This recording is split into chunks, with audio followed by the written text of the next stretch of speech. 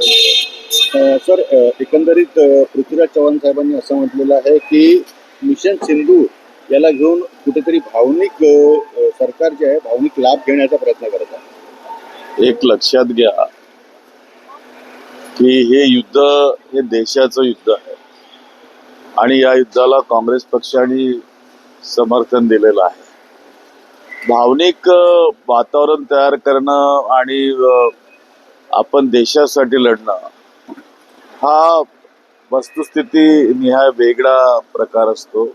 मला तरी वाटतं की या दोन्ही बाबीचा त्या ठिकाणी एक संबंध आहे. काँग्रेस पक्षानं कालच आपली CWC ची बैठक घेतली. त्यामध्ये जो निर्णय घेतला, त्यांनी जे समर्थन केलं देशासाठी, देशाच्या सैनिकांना, थोर सैनिकांना ज्यांनी देशासाठी बलिदान दिलं, जे लढतायत त्यांच्यासाठी शुभेच्छा दिल्या, त्यांचं अभिनंदन केलं, तेच भरपूर आहे असं मला या ठिकाणी सांगायचं. सर, एकंदरीत पृथ्वीराज चव्हाण साहेबांनी असं म्हटलेलं आहे की मिशन सिंधू याला घेऊन कुठेतरी भावनिक सरकार जे आहे भावनिक लाभ घेण्याचा प्रयत्न करत आहे. एक लक्षात घ्या की हे युद्ध हे देशाचं युद्ध आहे आणि या युद्धाला काँग्रेस पक्षाने समर्थन दिलेलं आहे. भावनिक वातावरण तयार करणं आणि आपण देशासाठी लढणं हा वस्तुस्थिती निहाय वेगळा प्रकार असतो.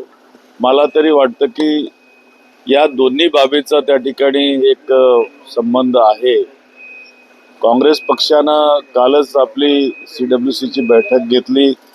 त्यामध्ये जो निर्णय घेतला, त्यांनी जे समर्थन केलं देशासाठी, देशाच्या सैनिकांना, थोर सैनिकांना ज्यांनी देशासाठी बलिदान दिलं, जे लढतायत त्यांच्यासाठी शुभेच्छा दिल्या, त्यांचं अभिनंदन केलं, तेच भरपूर आहे असं मला या ठिकाणी सांगायचं. सर, हिंदी में बताइए.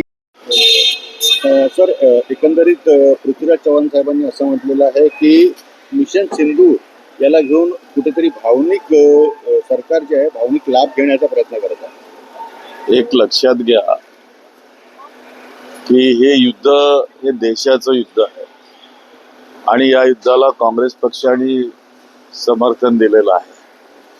भावनिक वातावरण तयार करणं आणि आपण देशासाठी लढणं हा वस्तुस्थिती निहाय वेगळा प्रकार असतो. मला तरी वाटतं की या दोन्ही बाबीचा त्या ठिकाणी एक संबंध आहे. काँग्रेस पक्षानं कालच आपली CWC ची बैठक घेतली.